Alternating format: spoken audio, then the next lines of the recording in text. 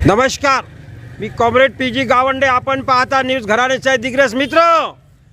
तहसील कार्यालयाच्या प्रांगणामध्ये गजानन जाधव हे उपोषणाला बसलेले आहे, अमरण उपोषणाला बसलेले आहे. यांची मागणी आहे ते आपल्याला सविस्तर सांगणार आहे याच्यामध्ये. तर त्यांना ताबडतोब न्याय भेटला पाहिजे यासाठी लहुजी शक्ती आणि त्यांचे जे मंडळ आहे ते सगळे कार्यकर्ते या ठिकाणी प्रामुख्याने उपस्थित आहे. जय भीम जय अण्णा त्यांनी बोर्ड लावलेला आहे. जय लहुजी, जय भीम, जय अण्णा. अमरण उपोषण 26/2/2026 पासून 11 वाजल्यापासून त्याची मागणी आहे. त्यांना वनविभागामध्ये रोजंदारीने काम केलेलं आहे त्यांनी, परंतु त्यांना काढण्यात आलेलं आहे, त्यांच्यावर अन्याय झालेला आहे. ते न्याय मागण्यासाठी आपल्या देशामध्ये लोकशाही आहे, लोकशाहीमध्ये आपला न्याय मागण्याचा आपला हक्क अधिकार आहे. आपण मागितलाच पाहिजे. आपला मागितल्यानंच हक्क आणि अधिकार मिळते, ते आपण मागितला पाहिजे. हे लोकशाहीचा मार्ग आहे, आंदोलनाचा मार्ग म्हणजे. तर आपण गजानन जाधव यांची आपण आता बाईट घेत आहोत मित्रो. या ठिकाणी जवादे सर प्रामुख्याने इथं हजर आहेत. जवादे सर त्या संघटनेचे प्रमुख आहेत.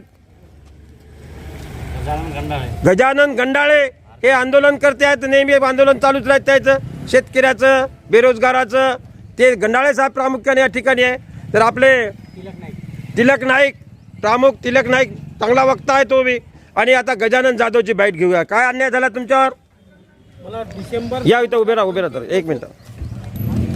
मला डिसेंबरच्या 2025 पासून त्याने कामावून कमी केलेलं आहे. हा, मी सातत्याने त्यांना नम्र विनंती असे भरपूर अर्ज केलेला आहे वन विभागाच्या खात्यामध्ये.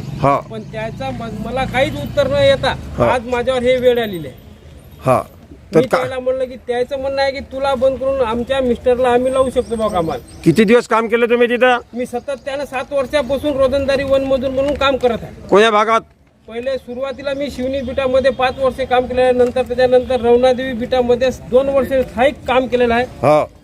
कमी पगारात आम्ही काम केलेलं आहे. आज पगार वाढल्याच्या ना त्याचं म्हणणं आहे की तू घरी राह, आम्ही आमच्या मिस्टरला चालवू शकतो, असं का? असं त्याचं म्हणणं आहे. आज माझ्यावर मी भूमीन माणूस उपासमारीची वेळ आलेली आहे. पत्र वगैरे काही दिलेलं असेल त्यांनी?